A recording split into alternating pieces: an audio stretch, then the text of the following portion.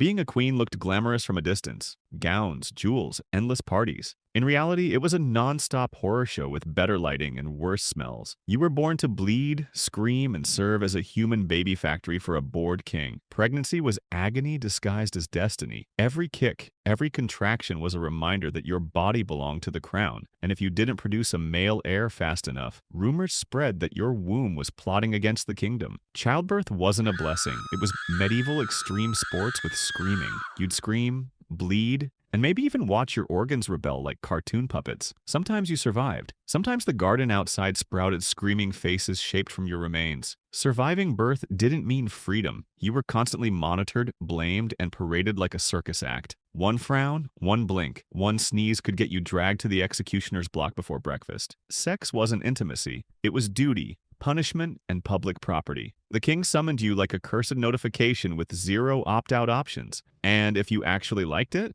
congratulations. Rumors, gossip, and instant death threats. Affairs were death traps. You blink at a guard?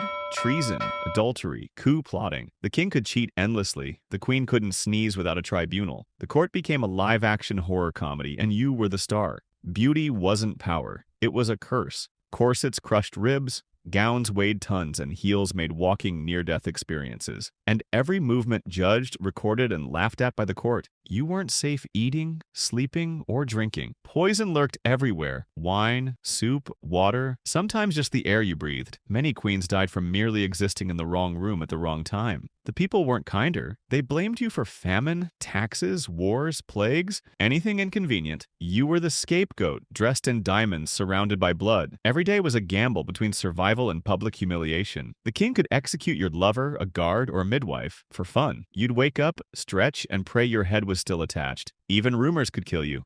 A wink at a guard could spark accusations of witchcraft. Medieval gossip wasn't just words. It was a death sentence with better hats. And the worst part? Everyone expected you to smile through it. Smile too little, accused of sulking. Smile too much, accused of seduction. Your entire life became a test of how much you could survive before screaming. Court politics were insane. Advisors plotted with each other, the king, and sometimes the furniture. Your job? Survive, and somehow look graceful while dodging murder plots, gossip, and poisoned pastries. Every meal could be your last. You'd bite into bread, and suddenly the king would call it treason. Even water wasn't safe. Sometimes it just didn't like you. And if the king was bored, you were blamed for everything. The harvest failed? Your fault. The horse ran away? Definitely your fault. Your existence alone could be considered rebellion. Eventually, the absurdity became survival theater. Every sneeze, yawn, or blink could spark rumors, executions, or worse. Queens were cursed humans performing for centuries of judgmental eyes. And when everything finally went wrong, it was spectacular.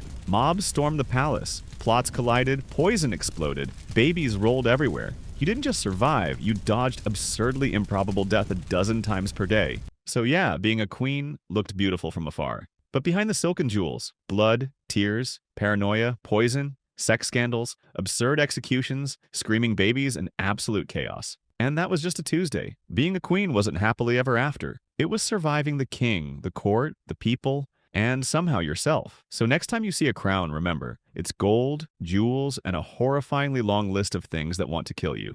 Centuries passed, kings changed, crowns melted, and yet, every time someone said, "girl boss," a ghostly queen somewhere just rolled her eyes. Because deep down, it was never power, it was performance. And if you survived this royal nightmare, congratulations! You've officially earned a crown made of trauma and sarcasm. Now kneel before the almighty algorithm. Like, subscribe, and share this before the king notices, or else the executioner might accidentally swing by your feed.